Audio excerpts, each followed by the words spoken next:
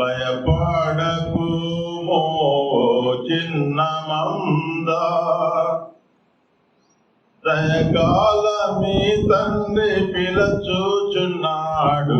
భయపడకు చిన్న మంద, తన స్వాస్థ్యమంతా నీకియగోరి, తన స్వాస్థ్యమంతా నీకియగోరి నిన్ను పిలచెను సువార్త ద్వారా. భయపడకు చిన్న మంద. కాబట్టి ఆయన స్వాస్థ్యమంతా మనకేలని పిలుచుకున్నాడు. అయితే పిలుపు చాలా మందికి ఉంది, కానీ దాంట్లో వచ్చిన వారు కొద్దిమంది, ఏర్పడుతున్న వారు కొద్దిమంది. ఏదైతేనేమి పిలువబడిన పిలుపు మనకు అందిన తర్వాత మనము స్వతంత్రం కాం. పాప విషయంలో మనము దాసులం కాదు, కానీ పాప విషయంలో స్వతంత్రమై క్రీస్తు దాసులుగా మార్చబడుతున్నాం. 1 కొరింథీ 7:22-23. ప్రభువునందు పిలువబడిన దాసుడు, ప్రభువునందు పిలువబడిన దాసుడు ప్రభువు వలన స్వతంత్రం పొందినవాడు. స్వతంత్రం పిలువబడినవాడు. నీకు పిలువబడిన వచ్చావు. ప్రభువుల పిలువబడిన దాసుడు ప్రభు వలన స్వాతంత్రం పొందినవాడు. ప్రభు వలన స్వాతంత్రం పొందినవాడు. ఆ ప్రకారమే స్వతంత్రుడై ఉండి పిలువబడిన వాడు క్రీస్తు దాసుడు. చూసారా? పిలువబడిన మనం ఎవరము చెప్పరే?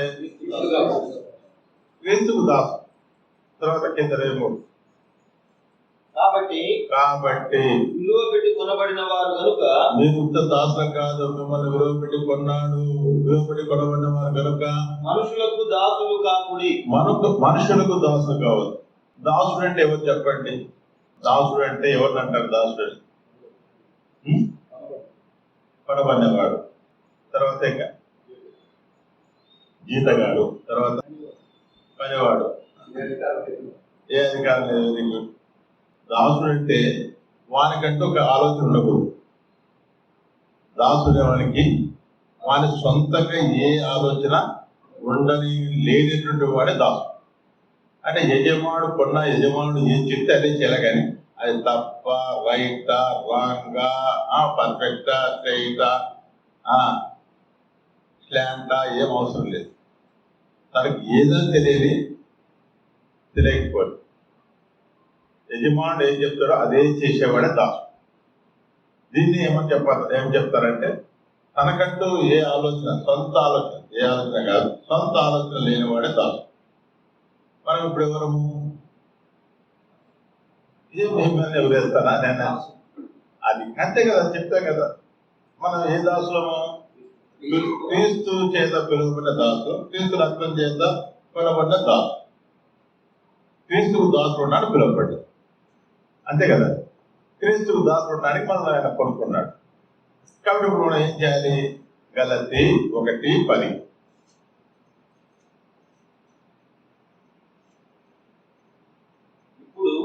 ఇప్పుడు నేను మనుషుల దయను సంపాదించుకొని చూస్తున్నానా? చూసారా? ఇప్పుడు నేను మనుషుల దయను సంపాదించుకొని చూస్తున్నానా? దేవుని దయను సంపాదించుకొని చూస్తున్నానా? దేవుని దయను సంపాదించుకొని చూస్తున్నానా? నేను మనుషులను సంతోషపెట్టగోరుచున్నానా? నేను మనుషులను సంతోషపరచగోరుచున్నానా? నేను ఇప్పటికీ మనుషులను సంతోషపెట్టువాడనైతే, నేను ఇప్పటికీ, ఒకప్పుడు ఓకే, ఇప్పటికీ మనుషులను సంతోషపరచువాడనైతే క్రీస్తుకు దాసుడు కాకయే. ఆయనకు దాసుగా లేనప్పుడు నీ ద్వారా ఏం పని చేయించుకుంటాడు దేవుడు? అంటే నువ్వేం చేస్తున్నాడు? నువ్వు సేవ నీకు ఇష్టమైన నువ్వు చేస్తావు. నీకేం తెలుసో తెలుసు చేస్తున్నావు. నీ ఆలోచన ఏముందో అదే చేస్తున్నావు. నువ్వు ఏది నేర్చుకున్నావు మనుషుల్ని చూసి అదే చేస్తున్నావు. అంతేనా కాదు? మనుషులు సంతోషపరచడానికి చేస్తావు. ఏమనంటే ఈ పల్లెటూరులో మనం సేవ చేసేది మరి అంత మన ఇష్టాంతరం పోనీకి లేదు. ఇది దానికి టైం ఇవ్వండి. పల్లెటూరుకి ఒక యేసు, పట్టణానికి ఒక యేసు, మరి సిటీకి ఒక యేసు, భారతదేశానికి మన రాష్ట్రానికి ఒక యేసు, పక్కన రాష్ట్రానికి ఒక యేసు లేవు. తండ్రి తన కుమారుని లోకరక్షకుడు ఉండడానికి పంపబడ్డాడని పంపించడని మరి మొదటి యోహాను 4:14 చదువుతుంది. మరి ఎక్కడైనా ఆయనే కదా మరి. అలాంటప్పుడు మరి మనము ఆయన ఏం చెప్పినాడో అదే కదా చేసేది. వాళ్ళు వినకపోతే ఏం చేయమన్నాడు మనల్ని? ఎట్టొకటి గుర్తించండి, ఎట్టొకటి వాళ్ళని రాబట్టండి అనలేదు. చెప్పండి, మరి వినకపోతే మీ పాల దుర్పేసి వచ్చేస్తుంది అన్నాడు కదా. మన పాల దుర్పివేసి రమ్మన్నాడు అంతే. మనం ఒప్పించే ప్రయత్నం మనం చేయమని. ఒకవేళ దుర్మార్గులే వాళ్ళు ఏమన్నా కొడితే అక్కడి పారిపోయి ఇంకో మూడు స్వార్థ ప్రకటిస్తున్నాడు కానీ స్వార్థ మార్పుని చెప్పలే. అంతే కదా. ఏ పల్లెటూరులైనా కానీ ఎక్కడైనా క్రీస్తు ఒక్కడే. కాబట్టి దాసులుగా మనం పిలువబడ్డాము. మరి ఆయన ఏం చెప్తే అదే చేయాలనేది ఇప్పుడు మనకు బోధించబడుతుంది. మనకు మనంగా ఏమీ చేయకూడదు.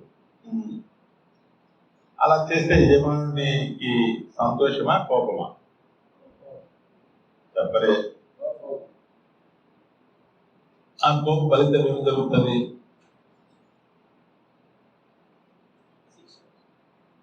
శిక్ష. ఏంటా శిక్ష? ఏదైనా కావచ్చు, ఆయన ఇష్టం. ఏదైనా కావచ్చు, ఆయన ఇది ఇష్టమే. కాబట్టి యెషయా గ్రంథం 8వ అధ్యాయము 20వ వచనము. ధర్మశాస్త్రమును ప్రమాణ వాక్యమును విచారించుడి.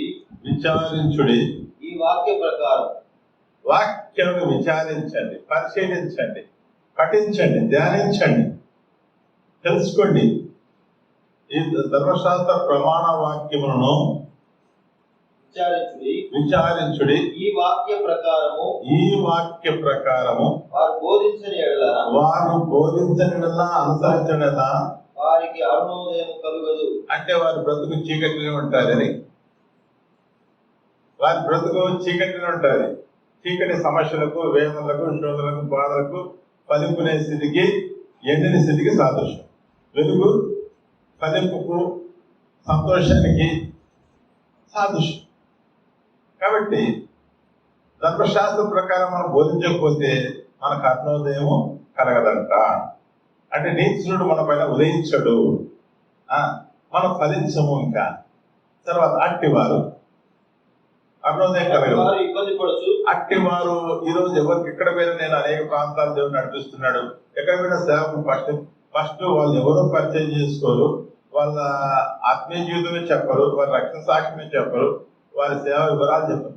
పాస్టర్ గారు నాకు చాలా ప్రాబ్లమ్స్ ఉన్నాయి, పైకి కందు కట్టట్లేదు, సేవ కట్టేసి పిల్లలు ఫీజు కట్టలేదని, అంటే నేను ఇంటిబాడికి కట్టలేదని, రకరకాల సమస్యలతో ముందుకొచ్చి వీడేమిస్తాడో వాడేమిస్తాడో అదేం చేస్తే తప్ప, అరే నా యజమానుడు ధనవంతుడు అయింది, నన్ను దరిద్రుడి నుండి విడిపించడానికి ఆయన దరిద్రుడై నన్ను ధనవంతుడు చేసినాడని ఎక్కడ పోతారో, లేకుంటే కాగా దేవుడు తన ఐశ్వర్యం చెప్పిన క్రీస్తు చేసి తన కుమారుడు క్రీస్తు చేస్తున్నాడు, ఈ ప్రతి అవసరం తీరుస్తారు ఎట్లా చెప్పేది ఎక్కడ పోతారో.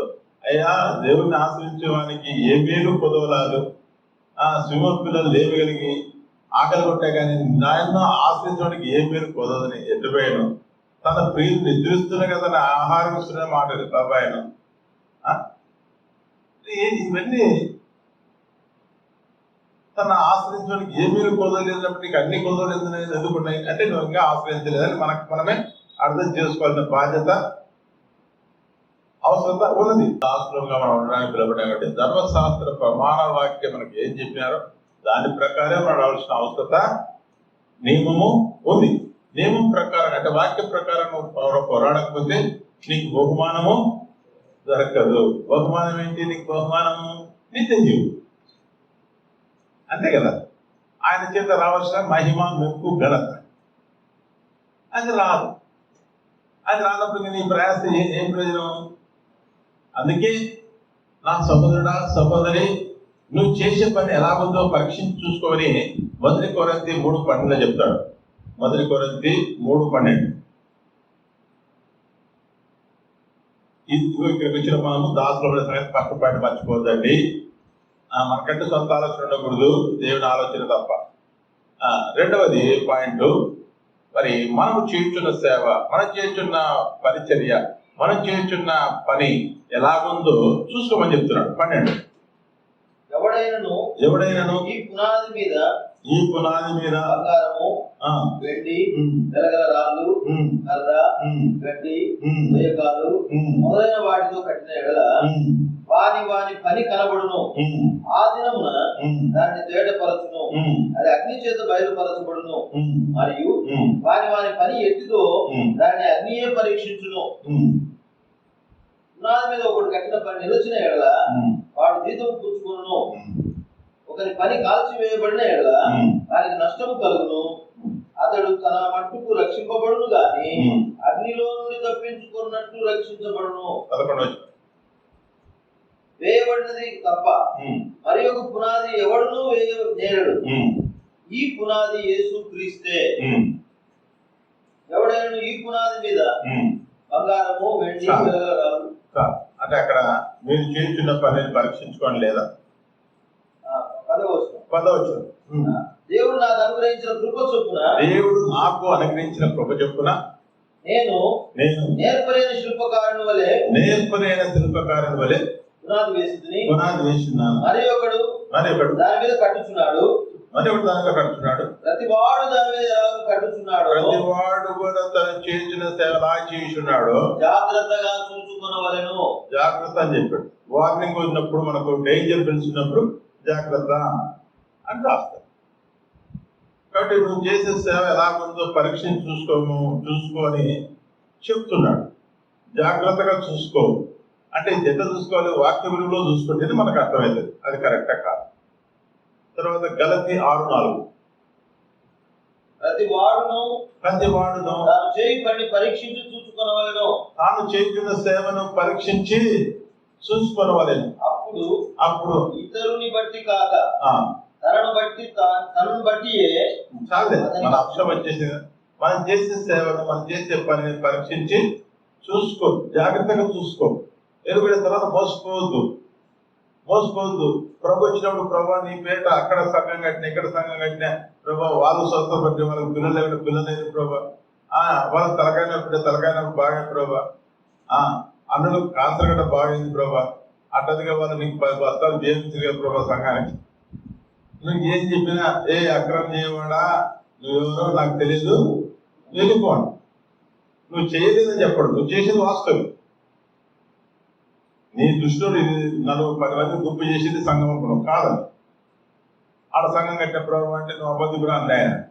ఏమంటే నువ్వు వారికి స్వస్థత చెంది ప్రభావం అంటే అబద్ధికుడు అన్న ఆయన. నామల శక్తిని ఆ నామం ఉపయోగించుకొని ప్రార్థన చేసిన స్వస్థత చెంది మామూలు.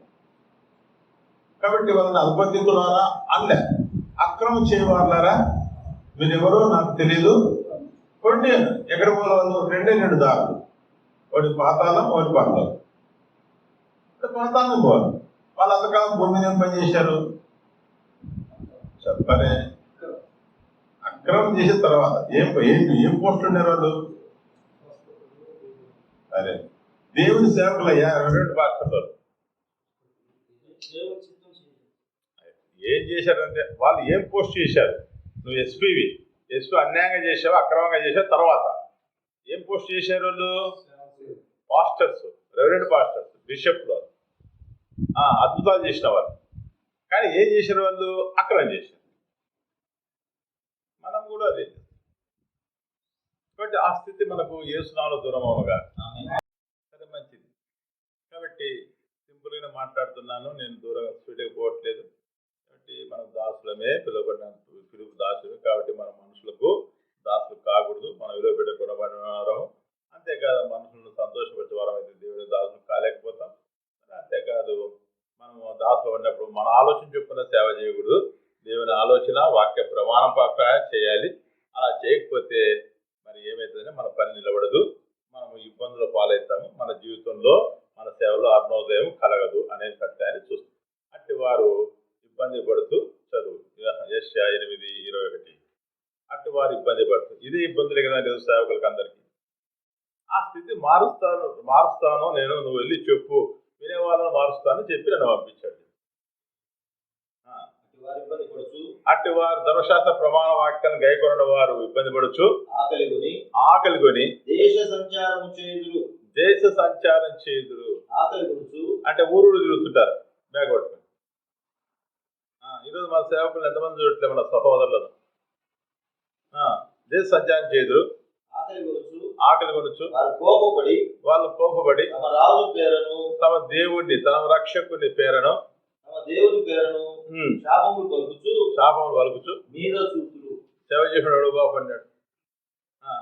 ఏదో పని చేసుకో. ఎంతమంది ఎవరో వస్తుంటే పెద్ద పెద్ద సేవకులు వాళ్ళు ఎందుకు ఉద్యోగం చేసుకో, ఏం సేవ అసలు వాళ్ళు సేవకులా కాదు. నాకు ఆశ్చర్యమైంది. ఒక ప్రార్థన చేస్తారు, కోత విస్తారం ఉంది, పరివారు కొద్ది విన్నారు ప్రభావ వచ్చిన ఎవరు రానేది అంటే వీళ్ళకి తెలియట్లేదు. కాబట్టి దేవుని పని విస్తారంగా ఆ పని మనం చేయాలి. ఆ పని చేయడానికి ముందు మనము ఆకలి కొడుచు ఇబ్బంది పడుచు వారు వీధి చూస్తూ వారి రాజు పేట వారిని వాళ్ళు కోపగిస్తారు. అంటే వారు కోపగిస్తారు.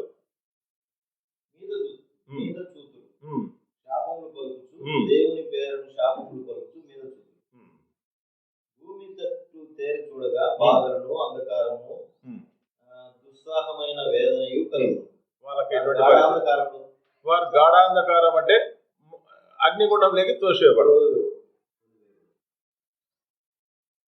మరి నా బతికి ఎందుకు? దేవుడైతే నిజమైన దేవుడు కదా, నమ్మదైన దేవుడు కదా, ప్రేమాగల దేవుడు కదా, ప్రాణమిచ్చిన దేవుడు కదా. ఆయన కంటే మించిన వాడు ఎవరున్నారు?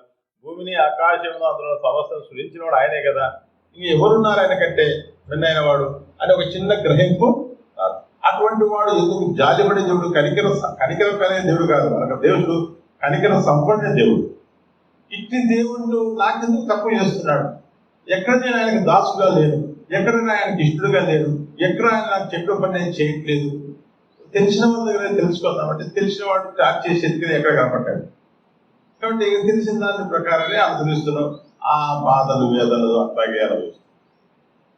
అయితే దేవుడు మీ అమాయకత్వం ఎరిగి దేవుడు ఇంత దూరము మరి సేవకుని తీసుకొచ్చి, అయ్యా మన సేవ విధానం ఇది కాదు, ఇగో దేవుని వాక్యము ఇది కాదు చెప్తున్నది, నిన్ను పిలువబడే పిలుపు ఇది కాదు, కథన చేసే పిలుపు కాదు, ప్రెసిడెంట్ రెఫరెంట్గా ఉండడానికి కాదు, ఇగో ప్రభు దాసుడు ఉండడానికి అని మన పిలుపు దగ్గర నుండి స్టార్ట్ చేసి మాట్లాడుతున్నాడు ఇదే కాలం.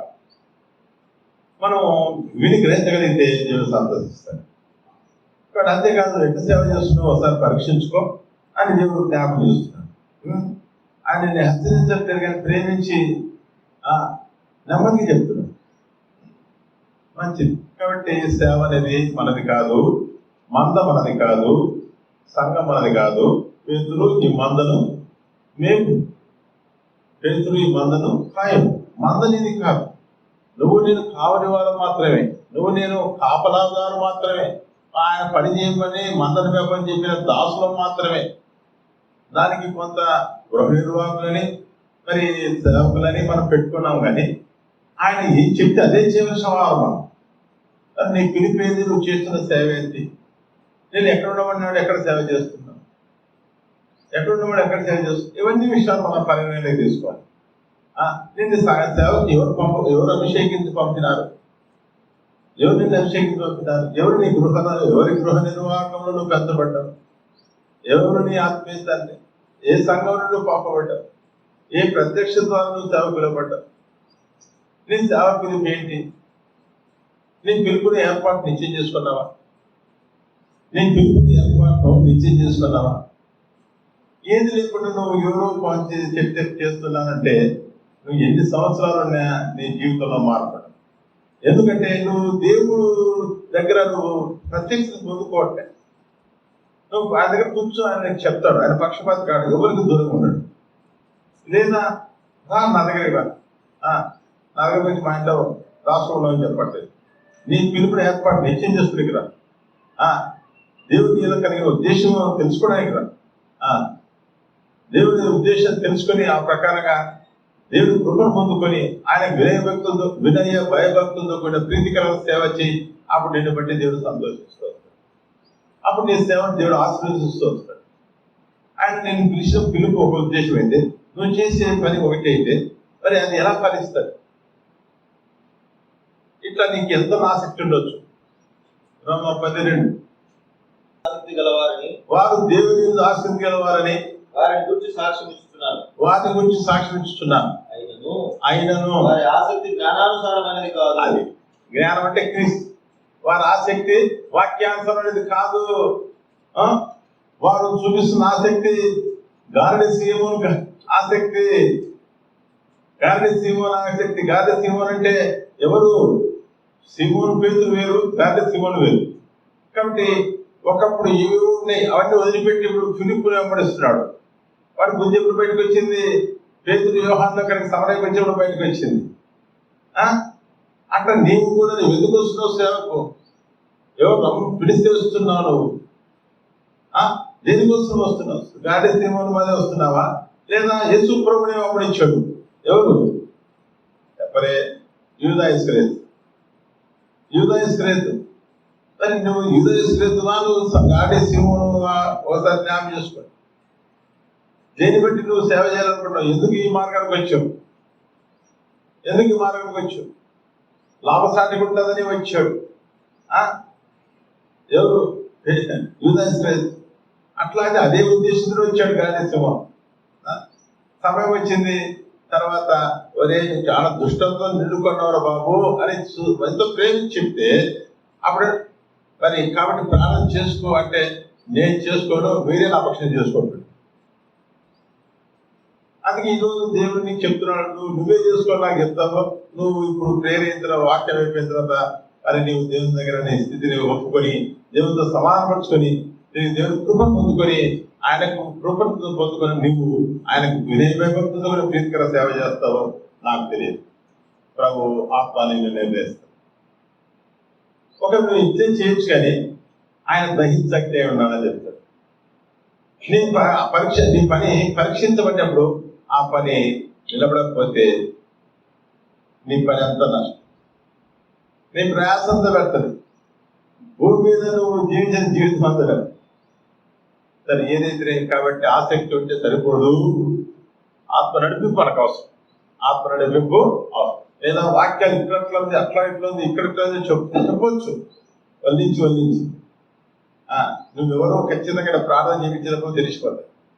నువ్వు చేసే ప్రార్థనకు గురి లేకుండా చేస్తావు, లేకుంటే సంబంధం లేకుండా వచనాలు వల్లిస్తావు. దాన్ని బట్టి తెలిసిపోతుంది వీడు తనకు తెలిసిన జ్ఞానంతో ప్రదర్శిస్తున్నాడు.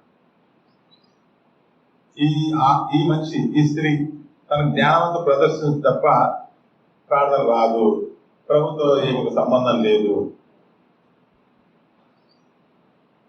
దాన్ని బట్టి తెలిసిపోతుంది. నువ్వు పాట పాడలేకపోతే రాగం రాదు కాబట్టి నావాలి తప్పలేదు. కాబట్టి ఆ పాటలో మాధుర్యం నువ్వు ఇష్టపడుతున్నావు కాబట్టి దాన్ని పాట. కానీ నువ్వు ప్రార్థన చేస్తున్నప్పుడు ఖచ్చితంగా దైవ భాషతో ప్రార్థన చేయాలి. దేవుడితో నువ్వు మాట్లాడుతావు, మనుషులతో కాదు. నీ ప్రార్థన ఆత్మ నింపుబడి ప్రార్థన చేయాలి. దాని చిత్తాంతరం ప్రార్థన చేయాలి. ఆత్మ ప్రేరణతో నింపుబడి ప్రార్థన చేయాలి. ఒక అంశం మీద గురి కలిగి ప్రార్థన చేయాలి. నువ్వు చేసే ప్రార్థనలో విశ్వాసంగా ప్రార్థన చేయాలి. పెదవులు తడకూడదు మంచిది. కాబట్టి మన స్థితి మనకు దేవుడు తేటగా మాట్లాడుతున్నాడు. మీరు ఆసక్తిగా ఉన్నారు కానీ సేవ చేయడం అదని కానీ మీ ఆసక్తి జ్ఞానానుసారాన్ని కాదు, వాక్యానుసారాలుగా ఉంచుకోండి. అప్పుడు ప్రభు నీకు తప్పకుండా బహుమానం ఇస్తాడు. తప్పకుండా మళ్ళా నమ్మకమైన దాసుల ఈ 10 పట్టణాల పైన అధికారం కూడా చెప్తాడు. ఆయన రాకుండా ఏదైనా మహిమ మెప్పు గలపిస్తాడు. ఇదిగో నీ కొరకు సిద్ధపెట్టిన సింహాసనం ఆశీర్వాద కమ్మంటాడు. ఇదిగో మీ కొరకు సిద్ధపెట్టిన రాజ్యాన్ని స్వతంత్రించుకోమంటాడు. కాబట్టి ఈ సమయంలో మన పిలిపిలో మనం ఏం చేస్తున్నామో, మనం చేస్తున్న సేవ, మరి మనం చేస్తున్న బోధ మనదే ప్రభుదే ఎరిగి చేయాలి.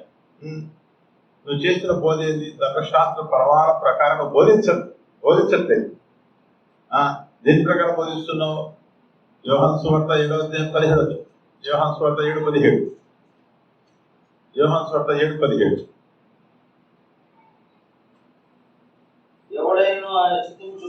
ఎవడైనను ఆయన చిత్తం చొప్పున వదిలిన ఎడల ఇచ్చేయించుకున్నది ఎడలా ఆ బోధ దేవుని వలన కలిగినదో ఆ బోధ దేవుని వల్ల కలిగినదో లేక నా అంతటి నేనే బోధిస్తున్నాను ఆ బోధ నా అంతట నేనే దేవుని వల్ల కలిగిందా, నీకు అనుగ్రహించబడిందా, లేక నీకు నువ్వే బోధిస్తున్నావో వాడు తెలుసుకోవాల్సిన.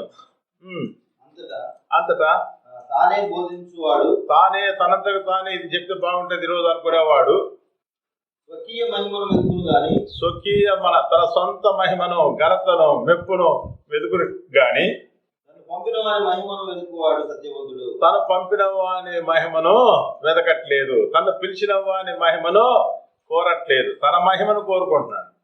ఇటు వాడు దేవుని రాజ్యానికి వారసుడా, దేవుడిచ్చే బహుమానానికి వారసుడా? కాబట్టి మనం చేసే పనిని చాలా జాగ్రత్త పరీక్షించుకోవడం వాక్యం చెప్పబడుతుంది. మరి ఇది చేయకూడదంటే ఏం చేయాలి?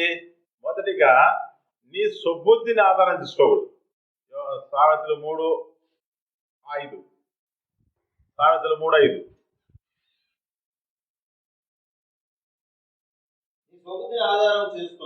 నీ స్వబుద్ధిని సేవకు వచ్చిన నువ్వు దాసుడవు, నీ స్వబుద్ధి నువ్వు ఆధారం చేసుకోకూడదు.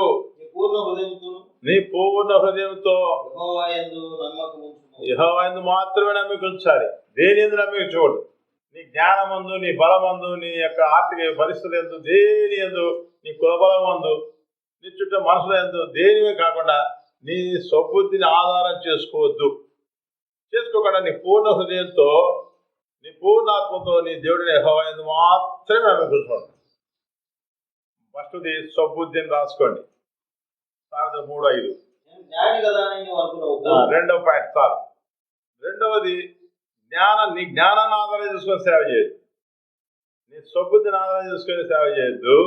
రెండవది నీ జ్ఞానాన్ని ఆధారం చేసుకొని సేవ చేయొద్దు. తర్వాత యోబు గ్రంథం 23:12 యోబు గ్రంథం 23:12 ఆయన పెదవుల ఆజ్ఞను నేను విడిచి తిరగలేదు. చూసారా?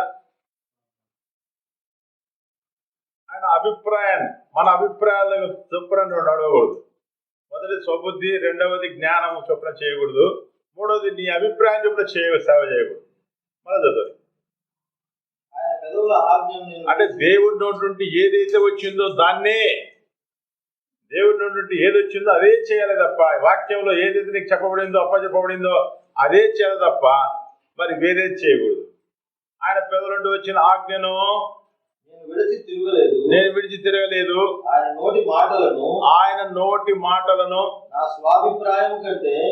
నా సొంత అభిప్రాయం కంటే ఎక్కువగా అది.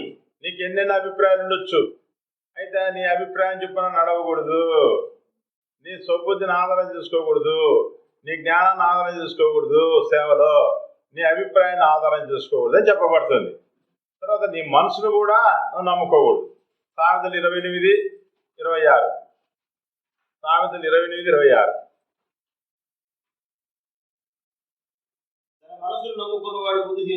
తన మనసును నమ్ముకున్నవాడు బుద్ధిహీనుడు. చూసారా? నేను ఎవరి మాట నా మనస్సాక్షి నాకు తెలుసు. కాబట్టి ఇక్కడ అంటున్నాడు, నీ మనసును కూడా నువ్వు ఏం చేసుకోవద్దు, ఆధారము చేసుకోవద్దు. నీ బుద్ధిని ఆధారం చేసుకోవద్దు, నీ జ్ఞానాన్ని ఆధారం చేసుకోవద్దు, నీ అభిప్రాయాన్ని ఆధారం చేసుకోవద్దు, నీ యొక్క మరి మనసును కూడా ఆధారం చేసుకోవద్దు. అంతేకాదు మీకు 7:5 చూసారా? స్నేహితులు కూడా నమ్ముకోవద్దు, ముఖ్య స్నేహితులు నమ్ముకోవద్దు. కౌగిట్లో పడుకుని ఉన్న దాని పెదవుల ద్వారం తర్వాత కుమారుడు తల్లి నిర్లక్ష్యపెట్టుచున్నాడు, కుమారుడు తల్లి మీదకి కోడలు అత్త మీదకి లేచెదరు, ఎవరి ఇంటి వారు వారికి విరోధులగుదురు. కాబట్టి నువ్వు ఇంటి వాళ్ళని నమ్ముకోవద్దు. నా కొడుకు ఏదో ఉద్యోగం చేస్తున్నాడు, డబ్బులు పంపిస్తే నమ్ముకోవద్దు. నీ ముఖ్య స్నేహితుడు కాబట్టి వాడు చెప్పినాడు వాళ్ళ ఊళ్ళో 10 కుటుంబాలని మనకు అప్పచెప్తారని ఆయన పోవద్దు. ఎవరిని నమ్మొద్దు, దేవుని మాత్రం నమ్మికొచ్చు. నీ ధనం ఎందుకు నమ్మికొచ్చొద్దు అంటున్నాడు. సామెతలు 11:28 సామెతలు 11:28 ధనము నమ్ముకున్నవాడు పాడైపోవును. చూసా? డబ్బులుంటే సేవ చేస్తామని ఇతరులు చాలా మంది చెప్పినారు ఈ మధ్య. డబ్బులుంటే సేవ ఆడొద్దండి. డబ్బులుంటే కదా బాబు, నీకు విశ్వాసం ఉంటే సేవ చేయగలరు. దేవుని ఆత్మతో నింపబడితే నువ్వు ఆత్మ నడిపించబడి సేవ చేయగలరు.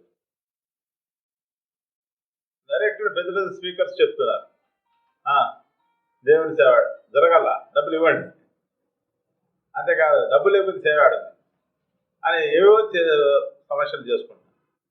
మంచిది. కాబట్టి ఇదంతా మీకు అర్థమైంది. కాబట్టి సేవ అనేది మనది కాదు, ఆయనది. ఆయన మంద మాత్రం అప్పచెప్పాడు, మందను మేపం అన్నాడు. మంద మనది కాదు, ఆయనది. కాబట్టి మందను మేపాల్సిందే, మందను కాయాల్సిందే అని చెప్తూ వచ్చాం. రెండవది, మనం పిలువబడిన మనం దాసులమే తప్ప స్వస్థతలు కాదు, మన సొంత అభిప్రాయాలతో సేవ చేయకూడదు అనేది మనకు చెప్పబడుతుంది. అంతే కదా. మరి ఈ విధంగా బైబిల్లో ఎవరు చేశారు? ఆసక్తి కలిగి ఆర్భాటంగా అంటే దావీదు చేశాడు. మొదటి దినవృత్తాంతాలు 13:1-2. దావీదు సహస్రాధిపతులతోనూ శతాధిపతులతోనూ అధిపతులందరితోనూ ఆలోచన చేసి సమాజముగా కూడిన ఇజ్రాయేలులందరితోనూ ఇలాగ సెలవిచ్చెను. ఈ యోచన మీ దృష్టికి అనుకూలమై మన దేవుడైన యెహోవా వలన కలిగిన ఎడల ఇజ్రాయేలీయుల నివాస ప్రజల యందంతట శేషించి ఉన్న మన సహోదరులను మన పట్టణములలోను పల్లెలను కాపురమందున్న యాజకులను లేవీయులను మనతో కూడుకున్నట్లు వారి యొద్దకు పంపి మన దేవుని మందసమును మరలా మన యొద్దకు కొనివత్తము రండి. పౌరు దినములలో దాని యొద్ద మనము విచారణ చేయగలిగే ఉంటుంది.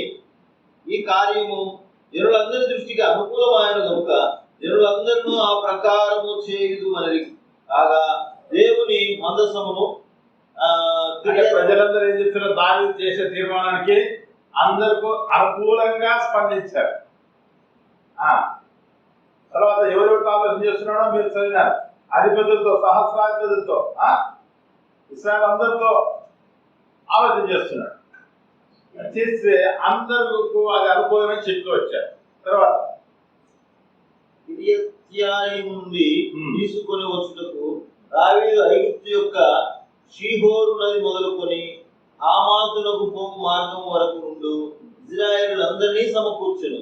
ఎరువుల మధ్య నివాసము చేయు దేవుడైన యెహోవా నామము పెట్టబడిన ఆయన మందసమును యూదాలో నుండు కిరియత్యారీము అనబడిన బాలా నుండి తీసుకుని వచ్చుటకై అతడును ఇజ్రాయేలులందరూ అతడికి పోయి వారు దేవుని మందసమును ఒక కొత్త బండి మీద ఎక్కించి అబీనాదాబు ఇంట నుండి తీసుకుని వచ్చి ఉజ్జాయను అహియోయును బండిని తోలిరి. దావీదును ఇజ్రాయేలులందరూ తమ పూర్ణ శక్తితో దేవుని సన్నిధిని పాటలు పాడుచు సితారాలను, స్వరమండలములను, తంబూరులను, తాళములను వాయించుచు ఊరలు ఊదుచుండిరి. వారు కీదోను కళ్ళము నొద్దకు వచ్చినప్పుడు ఎడ్లకు కాలు జారినందున మందసమును పట్టుకొనవలనని ఉజ్జా చెయ్యి చాపగా యెహోవా కోపము అతని మీద రగులుకొనెను. అతడు తన చెయ్యి మందసము నొద్దకు చాపగా ఆయన అతని మొత్తలు కనుక అతడు అక్కడనే దేవుని సన్నిధిని చనిపోయాను.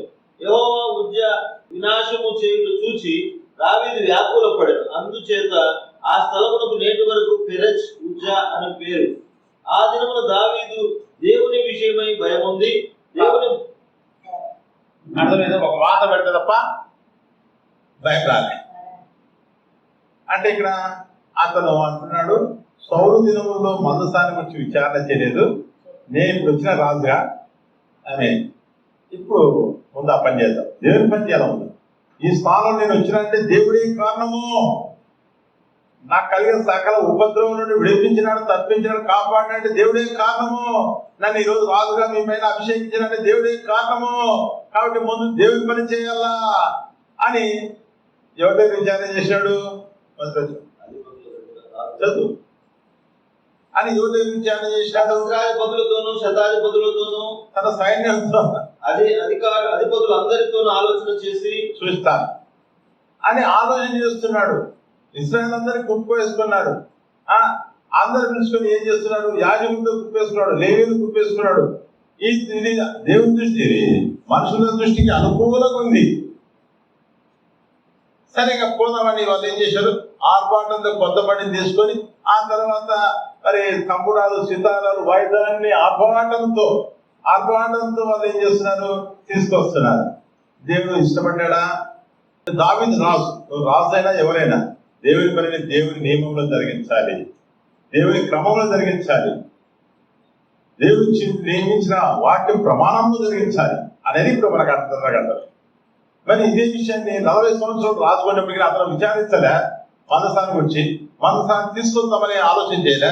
అయితే ఇతను వచ్చిన వెంటనే ఏం చేశాడు, మందసాన్ని తీసుకున్న ఎంత ఆసక్తి, ఎంత భక్తి, ఎంత భారం మన మాదిరే.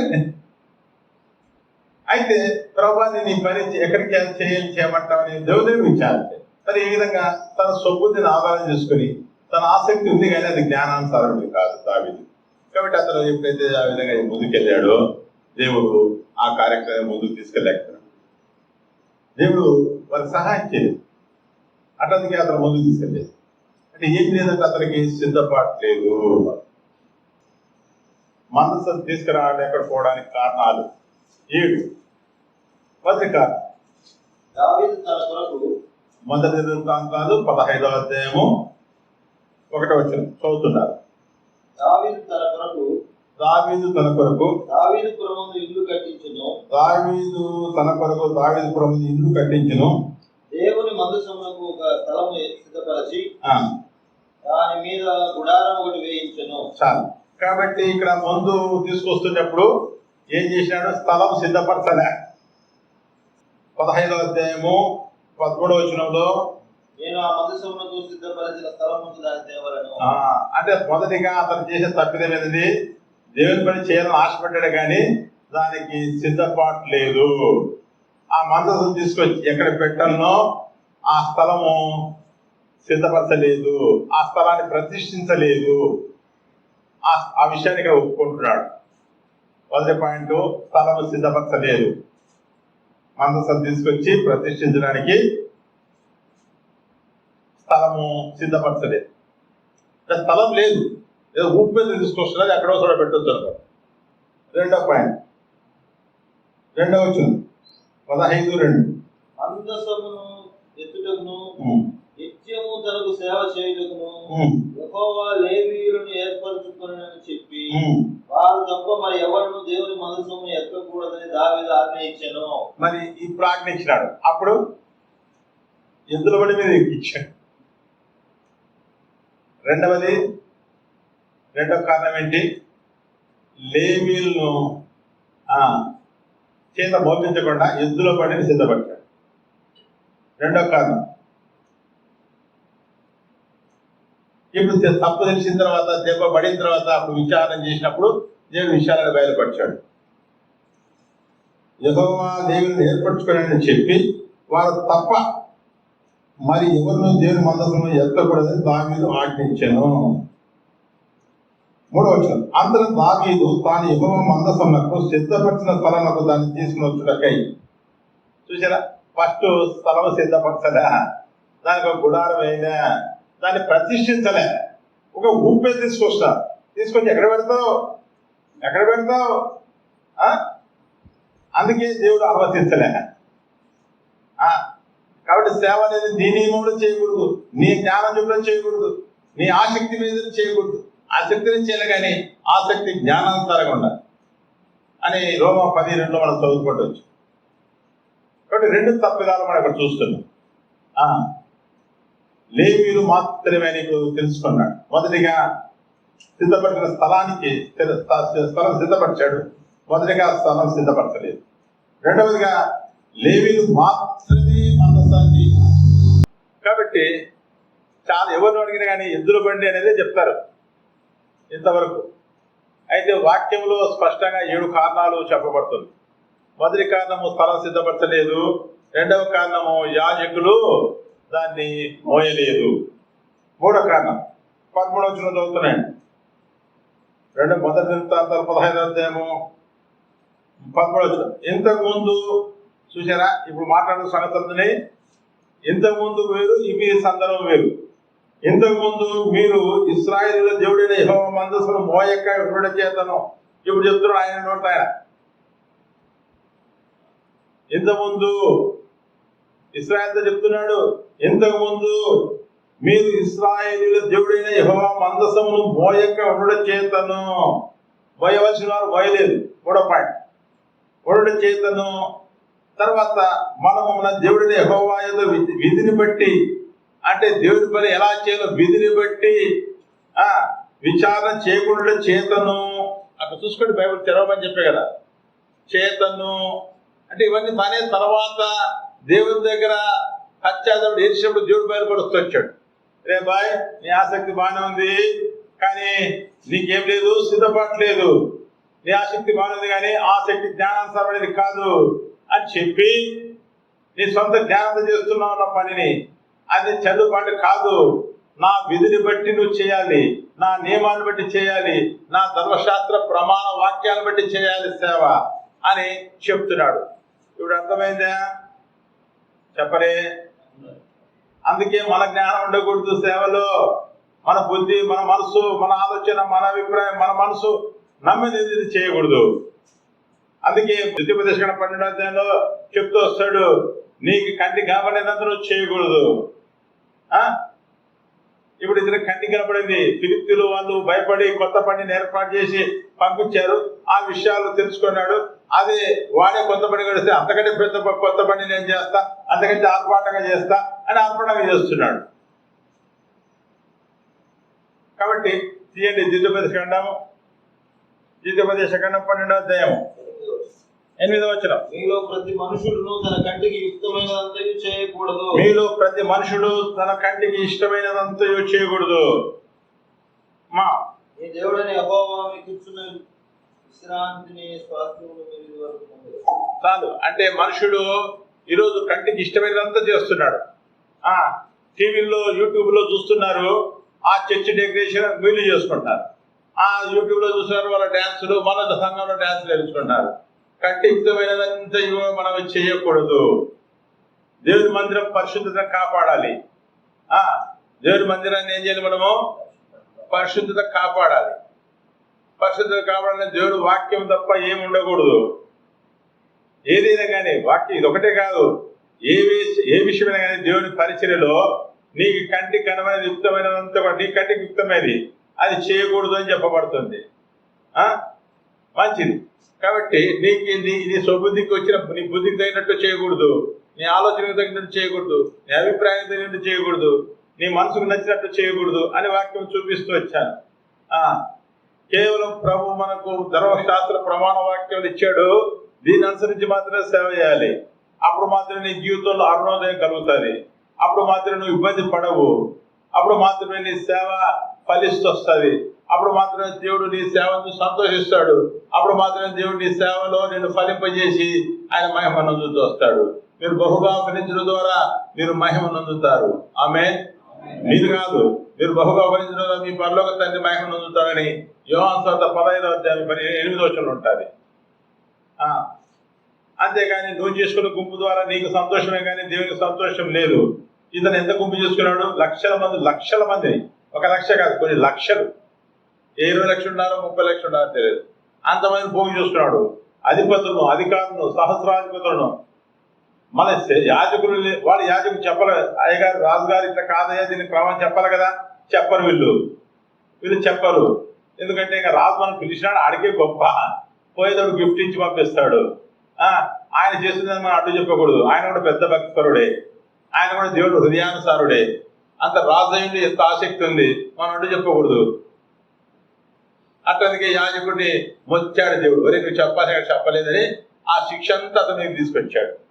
లేవియకాండం 17వ అధ్యాయం 19వ వాక్యం. లేవియకాండం 17వ అధ్యాయం 19వ వాక్యం.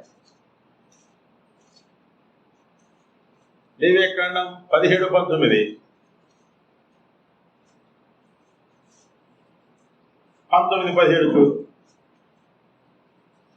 ఆ కుడి సైడ్ పేజీ ఉంటుంది.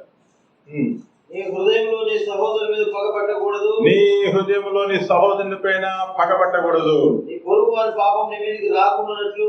పగబట్టినాడు ఏం చేస్తాడు? వాడు గుంట పడుతున్నాడు మనకు తెలిసినా రేపు గుంట ఉందని మనం చెప్పాం. ఇప్పుడు మనం చూస్తుంటాం, బైక్ కేసులు పొందుతుంటాం, ఆడ పోలీసులు పట్టుకుంటుంటారు. మేము మన మీద కక్ష ఉంటే ఏం చేస్తాం? పోనీ పోతే 1000 రూపాయలు ఫైన్ కట్టండి చెప్పమని. అవునా కదా? అదే మనకు తెలిసినోడు మనం ప్రేమించడైతే ముందు ముందు మనం అవసరం లేదు దాటిపోతే కూడా ఫోన్ కొట్టి వద్దు వాడు మన వాయిస్ వినపడకపోయినా కానీ వద్దు పోలీసు ప్రేమ ఉంది కాబట్టి నువ్వు చెప్తావు. అప్పుడు ఏం చేస్తాం? మనకు కావాల్సిన మనం ప్రేమించడైతే వానికి సైకిల్ చేస్తాడు, తిప్పలు పడతాడు, వాడు పోతే నష్టపోతాడు మనకు తెలుసు కాబట్టి మనం ఏదో రకంగా మనం ఆ నష్టాన్ని కలగకూడదు. అదే పగబట్టినోడైతే పోయినవాడు వాడు తలా తీసుకుని బట్టి వీడు ఆడిపోతే చూద్దాం. కాబట్టి నీ సహోదరుని దేవుని వాక్యం నీకు తెలుసు, నువ్వు తప్పకుండా ప్రేమించి చెప్పాలి. మరి నీ సహోదరుని మీద నువ్వు హృదయంలో పగబట్టకూడదు. నీ పొరుగు వాని పాపం నీ మీదకి రాకుండా ఉన్నట్లు తప్పక వాళ్ళని గద్దించవలేను. అలా చదువు మరి. నీ సహోదరుని మీద పగపట్టకూడదు, నీ పొరుగు వాని పాపం నీ మీదకి రాకుండా. చూసారా? నీ పొరుగు వాని పాపం నీ మీదకి ఎందుకు వస్తుంది? నువ్వేం చేయలేదు కదా. కాదు, దేవుని నియమం అది. మేలేనని చేయలేదు, అలా చేయకపోతే పాపమని యాకోబు రాసిన 4:17 చెప్పబడుతుంది. నీకు తెలుసు సత్యము, నువ్వు చెప్పట్లేదు. నీ పొరుగు వాని పాపము నీ మీదికి రాకుండాన్నట్లు నువ్వు తప్పక వాడిని గద్దింపోలేను. గద్దించట్లేదు అర్థమైంది. నువ్వు గద్దించకపోతే ఊకుండొచ్చు, నువ్వు మంచితనం పోతుందని. మంచివాడు అంటుండేవాడు ఇప్పుడు దూరం అవుతాడు నిష్టమైతే అని నేడు బాగా కానుకలు ఇస్తుండేవాడు ఇవ్వడు. నేడు ఈ సంఘానికి వస్తుండేవాడు, ఇంకో సంఘానికి పోతాడు. నువ్వు ఏ అభిప్రాయం కలిగి కూడా చెప్పకపోయినా పాపం చేసేది వాడు, శిక్ష అనిపించవలసింది ఎవరు? చెప్పరే. నేనే. నాకు తెలిసిన నేను చెప్పకపోతే నువ్వు పాపం చేసేది నువ్వు అనుభవించలేదు. నేనే పాపం చేస్తున్నాను, నీకు తెలుసు, నాకు చెప్పలేదంటే, నన్ను గద్దించలేదంటే పాపం చేసేది నేను, తప్పు చేసేది నేను, శిక్ష అనుభవించేది ఎవరు? అది సేవకుడా నేను పెట్టేది దానికోసమే. ఇక్కడ అట్లదికే 1 తిమోతి 3 తప్పును ఖండించుటకును ప్రభునందు శిక్ష చేయుటకును దైవస్థాన సేవకుడు సన్నద్ధుడై ఉండాలని చెప్తాడు. ఈరోజు ఎవరు గద్దించలేదు, గద్దిస్తే పగబడతారు. కాబట్టి ఎవరు గద్దించారు, ఎవరు బుద్ధి చెప్పట్లే. వాళ్ళకి తెలుసు చెప్పరు, ఎందుకంటే వాడు పగబడతారు అని. ఆమోస్ గ్రంథం 5:10 అన్నమాట. కాబట్టి ప్రియులారా, ఎవరు ఏం పగబట్టినా, ఎవరు మనం ధృవీకరించినా, ఎవరు మనకు దూరమైనా మనం మాత్రం ప్రభుపక్షంలో ఉన్నవారం కాబట్టి మనం ప్రభు చెప్పినది చేయాలి. ఇప్పుడు యాజకుడు చెప్పలే, రాజుకు చెప్పాలి కదా. రాజు ఇచ్చే బహుమానాలు కాసుకున్నారు కానీ రాజుకు చెప్పలే. రాజుకు దేవుడు హృదయాన్సాడు, దేవుడే హెచ్చించాడు, దేవుడు అభిషేకించాడు, దేవుడే కోరుకున్నాడు అని వీళ్ళు మౌనం ఉన్నారు. ఎవరు మొత్తాడు? దేవుడు తప్పు చేసేది దావీదు, మొత్తిన దేవుడిని యాజకుడిని మొత్తాడు. తప్పు చేసింది దావీదు, శిక్ష అనుభవించినది ఎందుకు అట్లా చేసినట్టే యాజకుడు చెప్పాలా? చెప్పాలి. రేపు నీ పరిస్థితి నా పరిస్థితి కూడా అదే. అట్లా తీయండి. యాకోబు రాసిన 4:17 యాకోబు 4:17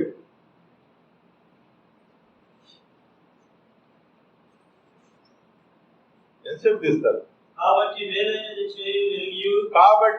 మేలైనది చేయనెరిగియు అలాగు చేయని వానికి లాభం కలుగును. పాపమా? మరి పాపము నీకేంది? బహుమానం తీసుకొచ్చును. మరణమని బహుమానం తీసుకొచ్చును. హల్లెలూయా. మరణం వస్తే మీకు హల్లెలూయా. ఇప్పుడైతే చెప్తారు అంటే వాడు చూడ. కాబట్టి పాపము తీసుకొచ్చును, పాపం మరణానికి కనును, మరణం నీకు నరకాగ్నికి అప్పచెప్పును. ఎంత తెలియదు, పదాలు జోడించట్లేదు, గారడి విద్య చేయట్లేదు. లేఖనానికి లేఖనమే జవాబు కాబట్టి, లేఖనానికి లేఖనమే వ్యాఖ్యానం కాబట్టి లేఖనాన్నే చూపిస్తున్నాడు. మరి ఇంత స్పష్టంగా ఉంది కదా. మరి ఇక్కడ ఉన్న వాళ్ళు పెద్ద పండితులు కాదని అర్థమైపోయింది. మరి ఎందుకు దేవుడు నిన్ను కూర్చోబెట్టి చెప్పిస్తున్నాడు? నీకు తెలియకనే, అమాయకంగా, ఎరగకనే నువ్వు తప్పిదలున్నావు, ఎరగకనే నువ్వు పొరపడుతున్నావు అని చెప్పి దేవుడు నిన్ను ప్రేమించి మాట నీకు చెప్పిస్తున్నాడు. నీకు ఇష్టమైనది చేయడానికి కాదు. నువ్వు దాసుడు పిలువబడ్డావు. నీ యజమానుడు ఏం చెప్పాడో ధర్మశాస్త్ర ప్రమాణ వాక్యం దాని ప్రకారం నీ పరిచయం జరిగించాలి, దాని ప్రకారం నువ్వు జీవించాలి, దాని ప్రకారం నువ్వు ప్రజలు గద్దించాలి, ఆ ప్రకారం ప్రజలు నడిపించాలి అనే సత్యాన్ని చేరబాబు. లేకపోతే దావీదుకు భయపడి సత్యం, అదే భయం తినేవాడు వాడు. వీడిని గద్దిస్తే వాడిపోతాడు, వాడిని గద్దిస్తే విడిపోతాడు. ఎవడన పోని ప్రభు నీతో ఉంటాడు, ప్రభు చెప్పమనేది నువ్వు చెప్పు చాలు, ప్రభు నీ పక్షంగా నిలబడతాడు. నీకు ఎన్నో ఆపదలు వస్తాయి. వాక్యాన్ని అనుసరించి నడుస్తున్నప్పుడు నీతి బంధులు కలుగు ఆపదలు అనేకము. అయితే వాటన్నింటి యెహోవానే తప్పిస్తూ వస్తాడు. నీతి బంధుల పక్షంలో ప్రభు నిలబడతాడు, రాజులు గద్దిస్తాడు. ఆయన పగ తెచ్చుకునే దేవుడైనా నిన్ను ముట్టినవాడు ఆయన కనుగొంటుని ముట్టినవాడు సమానమని జకర్యా 2:8 చెప్పబడుతుంది. ఎందుకు భయపడతావు నువ్వు? కాబట్టి దేవుడు వాక్యాన్ని నెరవేర్పడక భయపడు. నిన్ను శరీరాంతంగా నిన్ను శిక్షించేవానికి నువ్వు భయపడక, శరీరమును ఆత్మను మరెక్కువగా శిక్షించడానికి మరెక్కువగా భయపడని మత్తయి 10:25 చెప్పబడుతుంది. మరి దేనికి భయపడుతున్నావు నువ్వు? దేన్ని బట్టి నువ్వు వాక్యాన్ని పక్కన పెడుతున్నావు? దేన్ని బట్టి ఇతను గద్దించలేకపోతున్నావు? దేన్ని బట్టి నీ సేవ చేస్తున్నావు? నీ ఆసక్తి అయితే ఉంది సేవ చేయాలని, దావీదుకున్నట్టుంది. దేవుడే నన్ను హెచ్చించాడు, దేవుడే నన్ను అభిషేకించాడు, దేవుడే నన్ను గొర్రెలు నన్ను అన్ని చెప్తున్నాడు, కానీ దేవుని దగ్గర ఉద్దేశం ఏదో తెలుసుకోలే. కొన్నిసార్లు నీ ఆసక్తి దేవుని దగ్గర విచారణ, దేవుని కంటే అధికమైన వాంఛను ఉద్దేశాన్ని కలిగి పరిగెత్తిది ఉంటుంది. అందుకే దేవుని దగ్గర మనం విచారణ చేయాలి. మరి అంతకంటే ముందు అతను ఏం చేస్తున్నాడు? అతను 2 సమూయేలు గ్రంథం 5వ అధ్యాయము 22వ వచనము, 2 సమూయేలు 5వ అధ్యాయము 25వ వచనము, 22వ వచనం. ఫిలిష్తీయులు మరలా వచ్చినట్టు అంతకంటే ముందు ఒకసారి వచ్చినట్టుగా మరి 19వ వచనం 17వ వచనం 19వ వచనం చదువు. దావీదు, నేను ఫిలిష్తీయులకు ఎదురుగా పోయేదనా, వారిని నా చేతికి అప్పగించువా అని యెహోవా విచారించినప్పుడు, పొమ్ము, నిస్సందేహముగా వారిని చేతికి అప్పగించుని యెహోవా సెలవిచ్చెను. అంటే దేవుడు శత్రువులందరూ భూమి కూడి పట్టాభిషేకం జరిగిందని తెలిసి ఫిలిష్తీయులందరూ శత్రులందరూ కూడుకొని వచ్చారు. వస్తే అప్పుడు ఏం చెప్తున్నాడు? నేనే రాజును కదా, దేవుడు నాకు తోడుకున్నాడు కదా, మరి నన్ను నేనే కదా బాధ్యత, వాళ్ళకి సిద్ధం చేయాల్సిన బాధ్యత నేరుగా పోలే. అది ఏం చేసాడు? మళ్ళీ దేవుని దగ్గరికి వెళ్ళి విచారణ చేస్తూ వచ్చాడు. దేవుడు పొమ్మని చెప్పాడు, గొప్ప విజయాన్ని ఇచ్చాడు. మళ్ళా వాళ్ళు కొంతకాలం ఉండి మళ్ళీ వచ్చారు. మళ్ళీ వస్తే మళ్ళీ ఏం చేస్తున్నాడు? 22వ వచనం. ఫిలిష్తీయులు మరలా వచ్చి రెఫాయిము లోయలో వ్యాపింపగా దావీదు యెహోవా యొద్ద విచారణ చేసెను. అందుకు యెహోవా, నీవు వెళ్ళవద్దు. ఫస్ట్ వెళ్ళమన్నాడు, ఇప్పుడేమో వెళ్ళవద్దు. అయితే ఎట్లా వెళ్ళాలో చెప్తున్నాడు. నువ్వు కొంత దాగుండు, అక్కడ సత్తి నేను కలగజేస్తాను, అప్పుడు నేను బయలుదేరుతాను నీ పక్ష యుద్ధం చేయనిక, అప్పుడు నువ్వు బయలుదేరు అంటాడు. కాబట్టి ప్రతి సందర్భంలో దేవుని దగ్గర విచారణ చేసే అలవాటు అతనికి ఉన్నది. 1 సమూయేలు గ్రంథము 23వ అధ్యాయము 12-14 వచ్చినారు.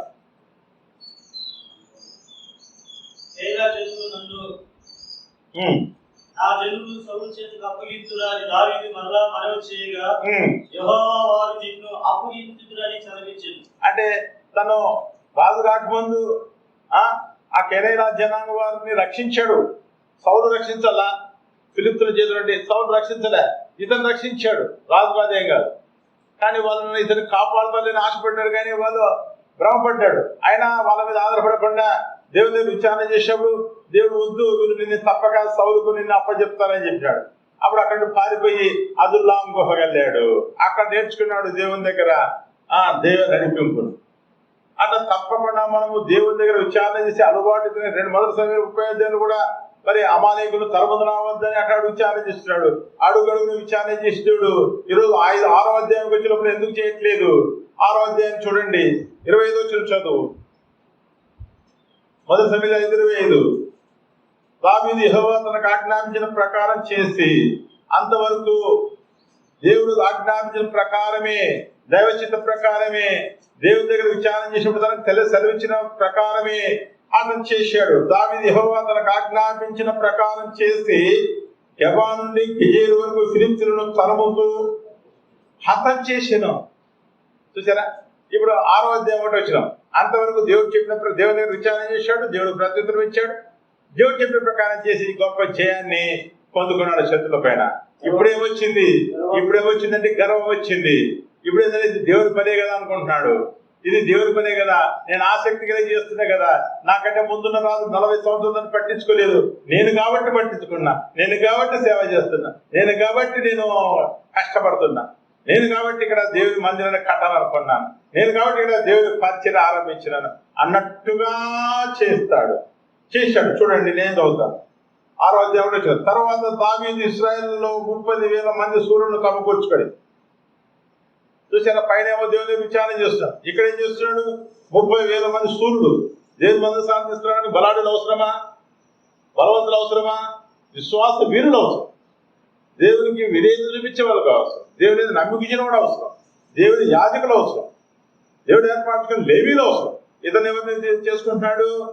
30,000 మంది సూర్యులను సమకూర్చుకొని, యుద్ధ సూర్యులను సమకూర్చుకొని బయలుదేరి కెరూబుల మధ్య నివసించు సైన్యులకు అధిపతి యెహోవాను తన నామం పెట్టబడిన దేవుని మందసమును ఆశ్చర్య నుండి తీసుకుని వచ్చుటకై తన ఇద్దరున్న వారందరితో కూడా బాయిలా యెహూదాలో నుండి ప్రయాణమాయను.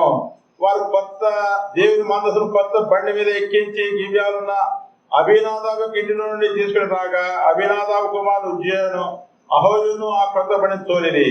తర్వాత వాళ్ళ ముందు సాగలేదు. నా కోడు కళ్ళం దగ్గరకు వచ్చినప్పుడు మరి యెహోవా కోపం రగులు కొనగా అగో మరి అక్కడ ఉజ్జా సచ్చాడు, భయపడ్డాడు. వాళ్ళు తప్పు చేస్తున్నారు. అక్కడ ఈ మాట ఇక్కడ 7వ వచనం ఉంటుంది. యెహోవా కోపం ఉజ్జా మీద రగులు కొనెను. అతను చేసిన తప్పును బట్టి దేవుడు ఆ క్షణమైతే అతను మొత్తగా అతను అక్కడే దేవుని మనసును పడిచాడు. ఎందుకు వచ్చినాడు అతన్ని? తప్పు చేసింది దావీదు అంటే యాజకుడు చెప్పలేదు. పైగా అది పడిపోతుంటే తన సొంత జ్ఞానంతో ఆ పని నిలబెట్టడానికి ప్రయత్నం చేశాడు. దేవుడి కోపం. కాబట్టి నీకు దేవుడు ఏది చెప్పమన్నాడో, ధర్మశాస్త్ర ప్రమాణ వాక్యాలను ఏది బోధించున్నాడో అది బోధించకపోతే నీకు అర్థోదయం కలగదు. నీకు ఆకలితో సస్తావు, అంతేకాదు గాఢాంధకారంలోకి తోలు వేయబడతావు అని నేను చెప్పట్లేదు. మీరు ఫస్ట్ ఇవన్నీ బేస్ మీకు బిల్డప్ చేసుకుని వచ్చాను. యెషయా కదా 8వ అధ్యాయం 20-21 చూసినాం కదా, అక్కడ ఆ మాట రాసుకున్నారు కదా మీరు. మరి అందుకే ఇబ్బందుల్లో ఉన్నావు. అందుకే వారు ఇబ్బంది పడుతూ లోక సంచారం చేస్తారు. వారికి అరుణోదయం కలగదు. వారు దుస్సహాంసం చేత, బాధ చేత, వేదన చేత ఉంటారు. ఈ సేవకులకు ఎందుకు ఈ దుర్గతి ఏంటంటే ఈ వాక్య ప్రమాణాలు తెలియక తెలిసింది వాడేదో చేశాడు, పాస్టర్ వీడేదో చేశాడు, వాడు రెవరెండ్ చేశాడు, 32 చేశాడు, బిషప్ చేశాడు అని వాళ్ళని చూసి అనుసరించడం ద్వారా.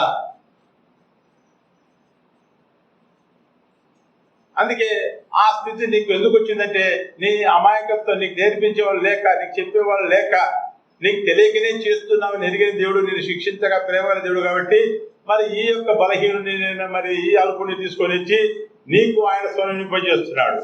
నువ్వు ఇంటివా ధనుడు వెళ్తావు, లోపరుచుకుంటివే నువ్వు ఫలిస్తావు, దేవుడి పని జరిగించగలుగుతావు. హల్లెలూయా. ఇప్పుడు చెప్పొచ్చు హల్లెలూయా. దేవుడి పనిని జరిగించడం హల్లెలూయా. మంచిది. కాబట్టి దావీదు ఎందుకు మనసాన్ని తీసుకురావడానికి అంటే సిద్ధపాటు లేదు, స్థలం సిద్ధపరచలే, స్థలం పైన గుడారం వేయలేదు, అది ప్రతిష్ట జరగలే.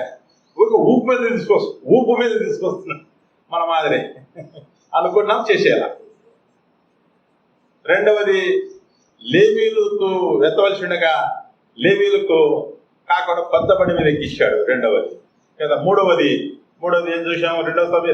మొదటి దినవృత్తాంతాలు 15వ అధ్యాయం 13వ వచనం. ముందు మీరు ఇశ్రాయేలు దేవుడని యెహోవా మందసము మోయక చేతను. కాబట్టి 3వ పాయింట్ మరి మందసం యాజకుడు మోయకుండా ఉండుట చేత. 4వ పాయింట్ చదువుతాం. మనం మన దేవుడిని యెహోవా యొక్క విధిని బట్టి అంటే నియమం ప్రకారంగా, వాక్యం ప్రకారంగా విచారణ చేయకుండా చేతను. 4వ పాయింట్ దేవుని దగ్గర విచారణ చేయకుండా సహస్రాధిపతుల దగ్గర, అధిపతుల దగ్గర, ప్రధానుల దగ్గర దేశ ప్రజలే విచారణ చేశాడు. వాళ్ళందరికీ అనుకూలమైన కూడా ప్రొసీడ్ అయినాడు. ఎన్ని పాయింట్స్ ఉన్నాయి. తర్వాత 4వది, ఆయన మనలో నాశనం కలగజేసి. దేవుని దగ్గర విచారణ చేయకపోతే ఏమవుతాము? నాశనం అవుతామంట. నేనేమన్నా ఎవరినైనా కానీ అడిగితే ఎంత పెద్ద పెద్ద పెద్ద సంస్థలు ఉన్నాయి కానీ, ఎంత 40 ఏళ్ళ సీనియారిటీ ఉన్న సేవకులు, గొప్ప పరిచయం చేసిన సేవకులు సైతం, అనా ఈ స్థలం దేవుడు కొనమన్నానంటే 10 ఏళ్ళు ప్రార్థన చేశాను. ప్రార్థన చేసేది వాస్తవమే, తప్పనను. ప్రభు నీకేం చెప్పాడు? ఈ స్థలం కొనమన్నాడు. 10 ఏళ్ళు ప్రార్థన చేసేందుకు జవాబు ఇచ్చాడా? తెలియదు. లేదు బ్రదర్, వారం రోజులు లేదు బ్రదర్, సంవత్సరం అంతా ప్రార్థన చేసి మీటింగ్లు పెట్టు. నువ్వు సంవత్సరం రోజులు ప్రార్థన చేసేది తప్పు చెప్పాను, కాదని చెప్పాను, అబద్ధం అని చెప్పాను. మరి ప్రభు మా సంవత్సరం రోజులు ప్రార్థన చేసి జవాబు ఇవ్వలేదా? నువ్వు జవాబు రాని ప్రార్థన నీకేం ప్రయోజనం? దేవుని స్వరం విని ఆ ప్రకారం వాడ. నా గొర్రెలు నా స్వరం వినును, వాటిని నేను ఎరుగుదును, అవి నన్ను వెంబడించు. మరి ఆయన దగ్గర వినకుండా నువ్వేం చేస్తున్నావు? ఎంతవరకు నీ పరిచయం ఏంటి? కాబట్టి దేవుని దగ్గర విచారణ చేయకనే మనం ఏం చేసినాము? నాశనం అయిపోయినామని చెప్తున్నాడు. ఆయన మనలో నాశనం కలగజేశాను. తర్వాత 5వ పాయింట్, కావున ఇప్పుడు బుద్ధి వచ్చిందో చెప్తున్నాడు. కావున ఇప్పుడు మీరును మీ వారును మిమ్మల్ని ప్రతిష్ఠించుకోండి. అంతకంటే ముందు లేవీయులు ఏం చేసలేరు? తాము ప్రతిష్ఠించుకోకుండా నేను లేవీయును, నేను యాజకుడిని అని ఫోజు కొట్టి మందసాన్ని ముట్టని పోయినాడు, సచ్చాడు. నువ్వు లేవుడు అయినచ్చు, నీకు సిద్ధపాటు అవసరం, నీకు ఒక ప్రతిష్ట అవసరం, నీకు ఒక అభిషేక్ అవసరం. నిన్ను ఎవరు అభిషేకించారు? నువ్వు ఏమని ప్రతిష్ఠించుకున్నావు ప్రభుని? ప్రతిష్ఠించుకున్నప్పుడు నీ పిలుపు, నీ ఏర్పాటు ఏమని నిర్ణయం చేసుకున్నావు, ఏమని బయలుపరచని. కాబట్టి ఇప్పుడు మీరును మీ వారును అనే యాజకులతో చెప్తున్నాడు, లేవీయులతో చెప్తున్నాడు. ఇప్పుడు మీరును, అప్పుడు సొంత పెద్ద. ఇప్పుడు మీరును మీ వారును మిమ్మును మీరు ప్రతిష్ఠించుకొనుడి. నేను ఆ మందసను సిద్ధపరిచే స్థలము తేవలేను. ఇంతకుముందు స్థలం లేదు, ఇప్పుడు స్థలం ఏర్పాటు చేసి అక్కడ తీసుకురాని వాళ్ళకి ఆజ్ఞాలు. తర్వాత 13 అప్పుడు యాజకులు లేవీయులను ఇశ్రాయేలు దేవుడైన యెహోవా మందసమును తెచ్చుటకి తమ్మును తాము ప్రతిష్ఠించుకోండి. అప్పుడు ప్రతిష్ఠించుకోలేదు, ఇప్పుడు ప్రతిష్ఠించుకున్నారు. తర్వాత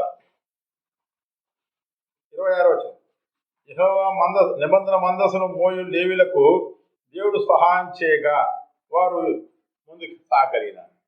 అప్పుడు దేవుడి సహాయం వారి మధ్యన లేదు కాబట్టి ముందుకు సాగలేకపోయినారు. వారు సంతోషపడాలనుకున్నారు కానీ దుఃఖానికి కారకమైంది. దేవుని నామం మహింపరచాలనుకున్నారు కానీ దేవుని నామం మరి మహింపరచలేకపోయినారు. వారు దేవుని పని చేసి సంతోషించాలనుకున్నారు కానీ వారికి దుఃఖము, భయము, ప్రాణభయం మిగిలింది. కాబట్టి దేవుని సేవ అనేది అగ్ని. ఒకసారి 2009లో మరి బాప్తిసాలు తీసుకుని సేవ ప్రతిష్ఠిస్తున్నారు. గుడారాల పండుగలో యేసన్న గారు అప్పుడు ఉన్నారు. ఆయన చెప్తున్నాడు, దాదాపు 60-70 మంది పైగా ఉన్నారు స్టేజ్ మీద. వీళ్ళు ఏదో చాలా తొందరపడుతున్నారు, సేవ చేయాలని. వీళ్ళకు ఇప్పుడు అభిషేకం కాదు, వాళ్ళ వారి ఒడిలో నిప్పులు పోస్తున్నా అన్నాడు. స్టేజ్ మీద అందరూ ఉన్నారు. అప్పుడు 40 లక్షలు హాజరైనాలు అంటున్నారు ప్రజలు. అంతమంది ముందర చెప్పారు. ఇప్పుడు చాలా పరిగెత్తుతున్నారు, అభిషేకము లేదా సేవ అని. ఇప్పుడు నేను అభిషేకిస్తున్నా కానీ ఆ అభిషేకం ఏంటంటే వారి ఒడిలో నిప్పులు పోస్తున్నా. ఆ భయం లేక నీకు ఎక్కడ పడితే అక్కడ జనాబాపుతున్నావు. దేవుని దగ్గర విచారణ లేదు, నీ ఆసక్తి ఉంది కానీ అది జ్ఞానానుసారుడే కాదు. అందుకే దేవుని పని, దేవుని విధానం చేయాలి. అంటే చెప్పాడు కొరింథీకి చెప్తూ ప్రభు ఏం చెప్పాడు? నియమం ప్రకారంగా పోరాడకపోతే బహుమానము రాదు. దైవ నియమములు పోరాడాలి. బహుమానం రాకపోయింది. నీ జీవితంలో దుస్సాహసము, వేదన, బాధలు, ఆకలి కూడా తీరని దుస్థితి నేను వెంటాడుతూ వస్తుంది అని నేను చెప్పట్లేదు. మీరు చదివినారు మొదట వచ్చినప్పుడు యెషయా గ్రంథం 8వ అధ్యాయం. అదే ఈరోజు సేవకులు అనిపిస్తున్నది. ఈ స్థితిని మార్చుకున్నాను. రండయ్యా, నువ్వు దేవాదేవుని కుమారుడివి, నీకు పిలుపు ఉంది, నీకు అభిషేకం ఉంది, మరి దేవుడు నిన్ను కోరుకున్నాడు. అయితే నీ విధానం సేవ చేస్తున్నావు, దేవుని విధానం సేవ చేద్దురా. నిన్ను జనాలు గనపరుస్తారు, దేవుని బట్టి నీకు భయపడడం మొదలు పెడతారు, దేవుడు తన రాజ్యాన్ని కట్టుకుంటాడు, దేవుని నామం మహిమపరచబడుతుందంటే మీటింగ్ ఉంది, ఏం చేస్తావు మీటింగ్? ఇంతవరకు చేసిన మీటింగ్ చాలదా? దేవుని వాక్యాన్ని నువ్వు తెలుసుకోకుండా నువ్వు చేసే సేవ నీకు నష్టం, నీ ఇంటి వారికి నష్టం, నీ ప్రజలకు నష్టం, నీ సంఘానికి నష్టం. అటువంటి సేవ చేసి నువ్వు నష్టం తెచ్చుకోవడం మంచిదా, తెలుసుకొని సేవ చేయడం మంచిదా? చెప్పరే. మరి అదే కదా జరపడానికి కదా దేవుడు పిలిచాడు. కాబట్టి మందస్థము ఎందుకు తీసుకురావాలంటే ఎక్కడ అడిగినా కానీ ఎద్దులో కూడా మీరు తీసుకొచ్చినా చెప్తారు, అన్న చెప్పినది చెప్తారు, ఎవరైనా చెప్పేది. అయితే యాజకులు వేయలేదని చెప్తారు. మనం అదే చెప్తారు. అయితే కారణాలు 7 ఉన్నాయి. 7 పాయింట్స్ మీకు చెప్పాను, రాసుకునే రెండు చెప్తారు, చదువుతారన్నది. 7 పాయింట్స్, 7 కారణాలు ఉన్నాయి. స్థలం సిద్ధపరచలేదు, లేవీలు మోయలేదు, దేవుని దగ్గర విచారణ చేయలేదు, లేవీలకు ప్రతిష్టత లేదు, దేవుని సహాయం లేదు. చూసారా, దేవుని సహాయం లేదు. అంతేకాదు లేవీలు మోయవలసిన దేనితో మోపించారు? వాళ్ళు ఎద్దులతో మోపించారు. దేవుని దగ్గర విచారణ చేయకుండా ఎక్కడ విచారణ చేశారు? అధిపతుల దగ్గర, సహస్రాధిపతుల దగ్గర, నాయకుల దగ్గర చేశారు. 7 పాయింట్స్. ఇవన్నీ తప్పిదాలు. ఈ తప్పిదాలను బట్టి దేవుడు ఏం చేశాడు? దాన్ని వాళ్ళ ఇష్టాన్ని కొనసాగించకుండా దాన్ని ఆఫ్ చేశాడు. ఈరోజు నీ సేవ ఫలించకుండా 10 ఆత్మలే ఉన్నాయంటే కారణం ఏంటంటే ఇదే కారణం. నీకు 100 మంది ఇస్తే 100 మంది వచ్చిన తర్వాత కూడా నువ్వు చేసే సేవ ఇదే అవుతుంది. అప్పుడు 10 మందిని చెడగొడుతున్నావు, రేపు 100 మందిని చెడగొడుతున్నావు. దేవుడు ఒకవేళ నీకు ఇంకా ఒక 500 మంది ఇస్తే అట్లా ఏడుస్తున్నాడు ఉపవాసాలతో, ఫలింపజేద్దామని కానీ ఇస్తే మళ్ళీ 500 మందిని పాటు చేసేది నువ్వు. ఎందుకంటే ఎట్టి పరిస్థితుల్లో దేవుని స్వరం వినడానికి నువ్వు ఇష్టపడట్లే, దేవుని దగ్గర విచారణ చేయడానికి ఇష్టపడట్లే, ధర్మశాస్త్ర ప్రమాణ వాక్యాలు తెలుసుకోవడానికి ఇష్టపడట్లే. నీకు తెలిసిందే నీకు గొప్ప అయింది, నీకు తెలిసిందే గొప్ప అయింది, నువ్వు చేసేదే కరెక్ట్ అయింది. అంటప్పుడు దేవుడు నీకు ఎట్ట మందని అప్పలేదు, ముందు దాన్ని అట్లా పెట్టింటాడు. అప్పుడు నువ్వు బాగుపడవు, వాళ్ళని బాగుపడు. కాబట్టి నీకు సమస్యలే, నీ సంఘంలో ఉన్న వాళ్ళకు సమస్య. ఇటువంటి స్థితిలో దేవుడు సేవకులందరూ కూడా మగ్గిపోతున్నారు.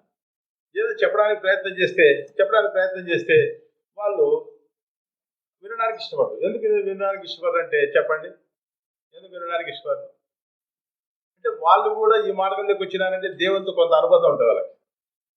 వాళ్ళకు దేవుడు స్వప్నంలో మాట్లాడడం కానీ, స్వరం ద్వారా మాట్లాడడం కానీ, దర్శనాల ద్వారా మాట్లాడడం కానీ, వారికి ఏదో ఒక అనుభవం ఉంటుంది దేవునితో. లేకుంటే వాక్యం ద్వారా మాట్లాడడం కానీ ఏదో ఒకటి ఒక అనుభవం ఉంటుంది. అందుకే వాళ్ళకి చిన్న వ్యాపారమో పెద్ద వ్యాపారమో, చిన్న చదువు పెద్ద చదువు, పెద్ద ఉద్యోగమో చిన్న ఉద్యోగం, ఏదో ఒకటి కలిగిన జీవనాధారం, చిన్నది కానీ పెద్దది. కొబ్బరి బొండల వ్యాపారం కావచ్చు, రిక్షా దొక్కునేది కావచ్చు, అది వాని జీవితానికి అది ఆధారం. కలెక్టర్ కావచ్చు, వాని జీవనాధారానికి అది ఆధారం. నువ్వు కలెక్టర్ పోస్ట్ వదిలిపెట్టినా ఒకటే, నువ్వు రిక్షా దొక్కే ఉద్యోగం వదిలిపెట్టినా ఒకటి. ఏదో ఒకటి నీ స్థితికి తగ్గట్టు నీకు ఆధారం, అది పనిచేస్తే నీకు ఆహారం, దాన్ని వదిలేసుకున్నావు. కాబట్టి కలెక్టర్ అంటే గొప్ప ఏం లేదు, రిక్షా దొక్కడం అంటే తక్కువేం లేదు, అందరూ ఒకటి. నువ్వు ఎందుకు వదిలిపెట్టినావంటే దేవుడిని దర్శించినాడు, దేవుడితో మాట్లాడినాడు, దేవుడిని కనపడ్డాడు, వెలుగులాగా కనపడ్డాడు. ఏదో రకంగా దేవుడు వాక్యంతో నేను స్పందించాడు, ఏదో ఒకటి చేశాడు దేవుడు. ఆ అనుభవం నీకు ఉంది, అది లేకపోతే ఈ మార్గం రాదు. మరి వచ్చినావు మంచిదే, వచ్చిన తర్వాత మళ్ళీ దేవుని దగ్గర విచారణ చేయాలి కదా. పౌలు చేశాడు విచారణ, చేశాడా లేదా? వెలుగు కనపడింది. తర్వాత దేవుడు అననీయుని పంపించాడు, ఆయన చెప్పిన ప్రకారం చేశాడు. ఆ తర్వాత వాళ్ళు యెరూషలేము పోయినాడు, ఆడ అందరూ ఇతన్ని కుక్కలు చింపిన ఇస్తరాకులా చేశారు. ఎవరు నమ్మలే. ప్రభు చెప్పాడు ఇక్కడ ఉండొద్దు, నువ్వు వెంబడి వెళ్ళిపోని. అప్పుడు అతను ఏం చేశాడు? అరేబియా ఎడారికి వెళ్ళిపోయి 2 సంవత్సరాలు భయపడి దేవునితో ఏకాంతంగా అన్యున సాహసం చేశాడు. అప్పుడే దేవుడు ఆ అత్యున్నతమైన ఆకాశాన్ని తీసుకెళ్లి మనుషుడు ఉచ్చరింపగాని వచింపకూడనటువంటి స్వరముల చేత ఆయనకు అన్ని విషయాలు బోధించాడు. దేవుడు నాకు అప్పచెప్పిన సువార్త అంటున్నాడు. దేవుని చేత ప్రత్యక్షత పొందుకొని సేవ చేశాడు. మరి నువ్వు ఎక్కడ పొందుకున్నావు ప్రత్యక్షత? రాత్రి స్వప్నం వచ్చింది, ఉదయం లేచినా నా పురుషుడు చెప్పకుండా తిరుగుతున్నాడు. నీకు రాత్రి వచ్చినది నీకు తప్పేం చెప్పట్లేదు, రాత్రి అనేది వాస్తవం. పగులు చేసిన తర్వాత నువ్వు అన్నయ్య దగ్గర పోయి నేర్చుకోవాలి కదా, లేకుంటే ఏకాంతంగా పోయి ప్రభుత్వ పాలన కూర్చోవాలి కదా. ఇంకా అప్పటి నుండి పాంప్లెట్ కొట్టించుకుంటే తిరుక్కుంటుంటివి. దేవుడు నాకు ఇట్లా చేసినా, నేను ఒకప్పుడు అటువంటి ఇప్పుడు తిన్నాను, తాగుతుంది, ఇప్పుడు తాగట్లేదు, అప్పుడు సినిమా చూడట్లేదు. అప్పుడు అటువంటి ఇటువంటి ఇప్పుడు ఇటు లేరు. కాబట్టి దావీదు కంటే మన గొప్ప వాళ్ళం కాదు, దావీదు కంటే ఆసక్తి కలిగిన వాళ్ళం కాదు. అయితే దావీదు అంత పని చేయాలన్నా కానీ దేవుడు మాత్రం ఆయనకి గొప్ప నష్టాన్ని కలగజేసి తను తిరిగి దేవుని దగ్గర వ్యక్తిగతంగా దేవుని దగ్గర విచారణ చేసే వరకు లొంగ తీసుకున్నాడు.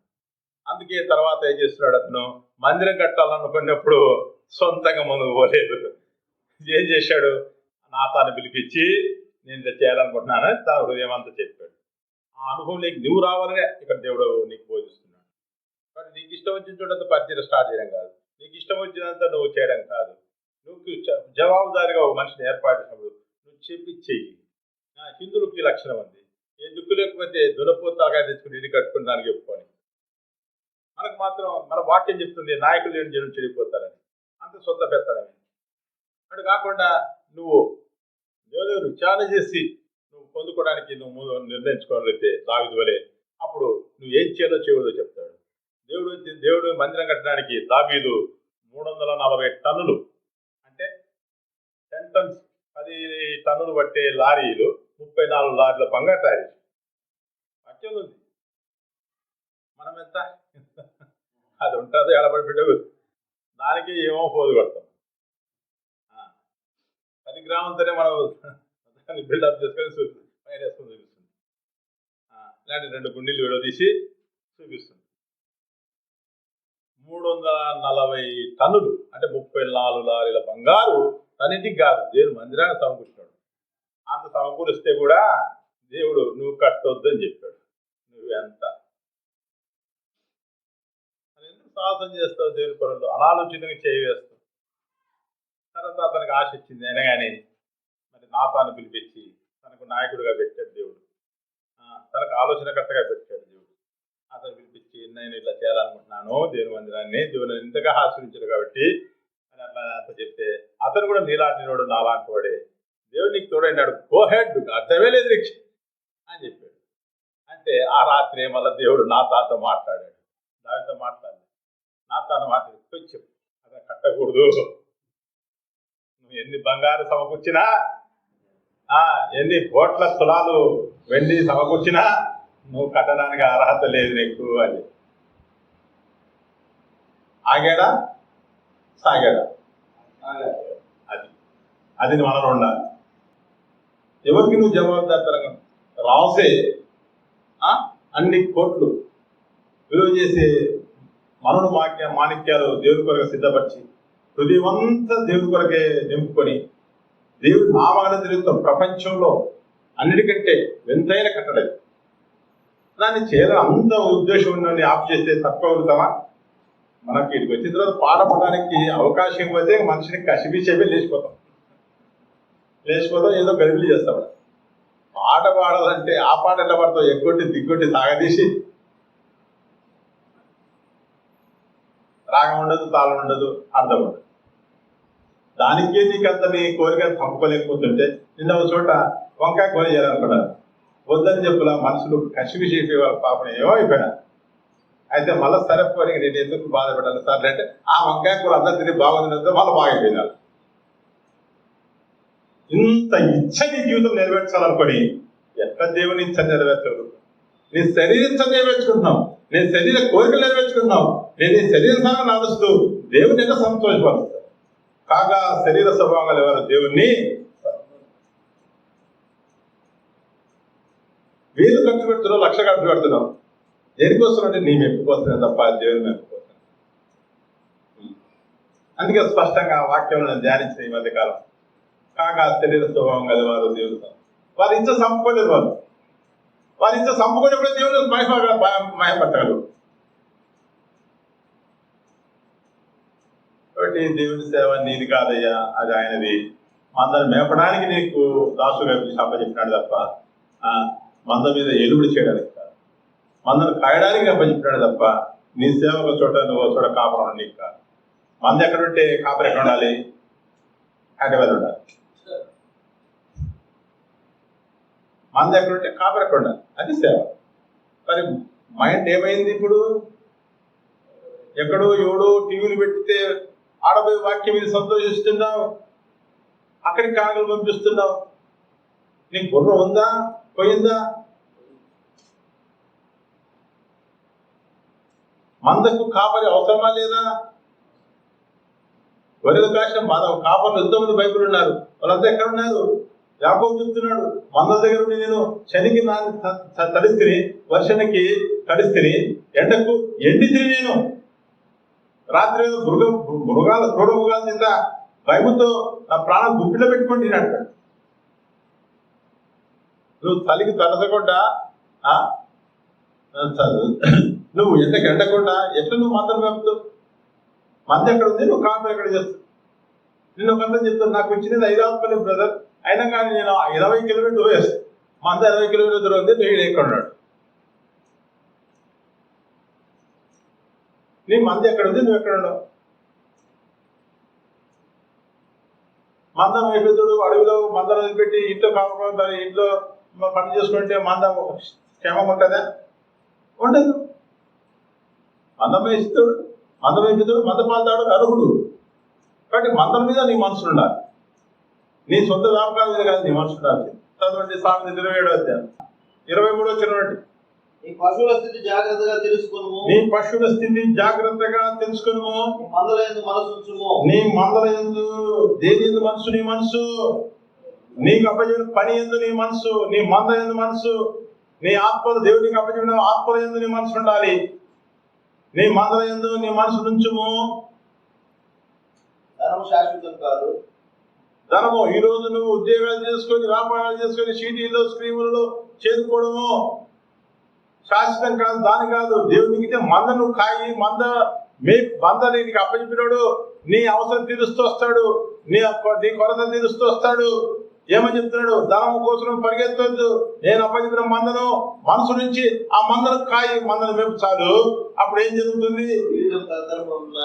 నీ ధనము ఉండదు, నీకు కిరీటం ఉండదు, ఘనత ఉండదు. ఎండిన గడ్డి వాము వేయబడును, పచ్చిగా కనబడుతున్నది. చూసారా? పచ్చిగా కనబడుతుంది, కొండగడ్డి నేలబడినది.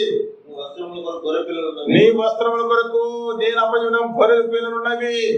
ఒక చేని క్రయధనము పొట్టేలు సరిపోవును, ఒక చేని క్రయధనము పొట్టేలు సరిపోవును.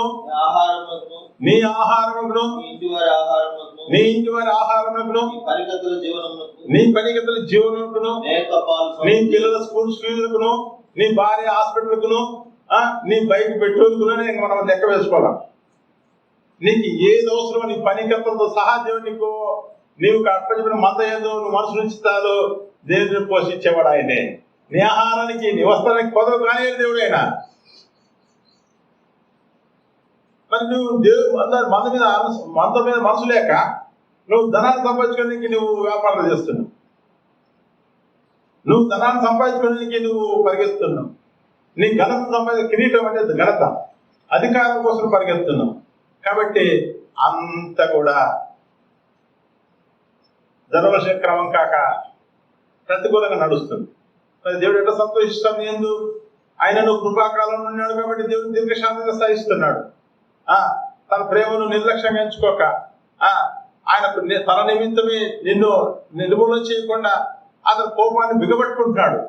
కానీ నిన్ను బాగు చేయడం కోసం ఆయన ఏం చేస్తున్నాడంటే ఇబ్బంది కొలవలు వేసినాడు. ఎప్పుడు నిన్ను ఇబ్బంది కొలవలు బయటకు తీస్తున్నాడంటే నీ స్వంత విధి విధానాలు మార్చుకొని ఆయన నియమం లేక నువ్వు ఎప్పుడు వస్తావో, ఆయన అప్పచెప్పిన పని మీద నువ్వు ఎప్పుడైతే మనసు ఉంచుతావో, ఎప్పుడు ఆయన విచారణ చేసేవాడుగా ఉంటావో, ఎప్పుడు ఆయన లేఖన ప్రమాణం ప్రకారంగా నువ్వు వాక్యాన్ని బోధించడానికి నువ్వు వాక్యాన్ని చదివి, వాక్యాన్ని ధ్యానించి, వాక్యాన్ని గ్రహించి, వాక్యాన్ని అనుసరించి నువ్వు నడిచి ఆ ప్రకారం బోధిస్తావు. అప్పుడు దేవుడు నిన్ను సంతోషింపజేస్తాడు, నిన్ను బట్టి ఆయన సంతోషిస్తాడు. అప్పుడు నీ మందను వృద్ధి చెందింపజేస్తాడు. అప్పుడు నీ ద్వారా దేవుడు మహిమ తెచ్చుకుంటాడు. అప్పుడు నీ ద్వారా ప్రజలను ఆశీర్వదిస్తూ వస్తాడు. ఆమేన్. కాబట్టి సేవ అనేది మన నిర్ణయం చెప్పడం కాక, మన విజయం చెప్పడం కాక, మన ఆసక్తిని బట్టి కాక, దేవుని చిత్త ప్రకారం జరిగించడానికి ఉత్తమును అనుకూలం సంపూర్ణ దైవచిత్తం మీద పరిశీలన తెలుసుకుని ముందుకు మనకున్న అభిప్రాయాన్ని మార్చుకొని, మన మనసును మార్చుకొని, నూతనపరచుకొని రూపాంతర అనుభవంలోకి వెళ్ళి మరి ఆ యొక్క దేవాదేవుని చిత్తాన్ని జరిగించడానికి, మన ప్రభువును రక్షణ యేసుక్రీస్తు నామ మహిమతో సాక్షి జీవించడానికి, ఆయనకు వినయ భక్తులకు ప్రీతికర సేవ చేయడానికి దేవుడు కృప కలిగించుగాక, దేవుడి మాట దీవించుగాక.